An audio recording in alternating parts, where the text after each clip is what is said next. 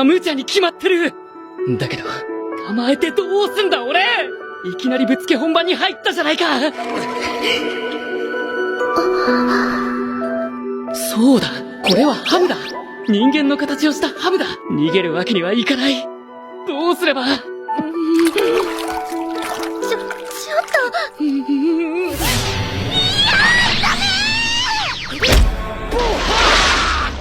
そんな被害者ずらしたって無駄だからな。このハムが何しやがる。だって。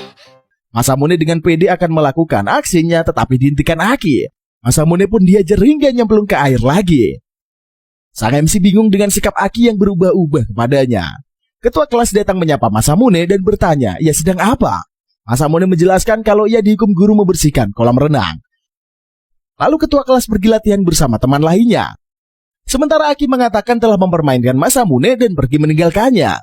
Masamune amat kesal, harus bertingkah apa untuk menghadapi si jutek. Kemudian Neko menghampiri Masamune yang basah kuyup. Neko memberikan teh hangat pada Masamune agar ia lebih rileks. Dan mereka pun berdua curcol bareng saat di halaman sekolah. Masamune hendak membuat Neko menyerah kepadanya dan bertanya apa yang disukai Neko dari sang MC. Neko menjawab dengan wajah polosnya kalau ia menyukai Masamune yang memiliki sikap apa adanya. Wadaw nih. Masamune pun auto meleleh mendengar jawaban Neko. Setelah itu Neko pun cabut karena pelayan telah menjemputnya pulang. Masamune merasa kalau Neko sangat susah digoyahkan agar menyerah menyukainya. Berpindah pada Yoshino yang merasa kalau Neko adalah ancaman. Lalu Yoshino memata-matai Neko kemanapun ia pergi. Ternyata Yoshino tertangkap basah oleh pengawal Neko.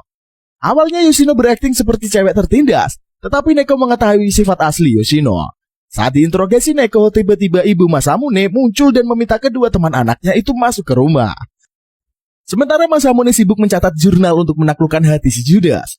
Setibanya di rumah, Masamune kaget melihat Neko dan gurunya yang berada di rumah. Masamune mengira kalau ia salah alamat dan hendak keluar. Namun ibu menghentikan tingkah Masamune dan mengatakan kalau temannya ingin belajar memasak. Masamune langsung menarik sang guru masuk ke kamarnya dan meminta penjelasan. Yoshino menceritakan detail kejadiannya, mengapa mereka bisa berada di rumahnya. Masamune minta maaf karena ibunya amat polos.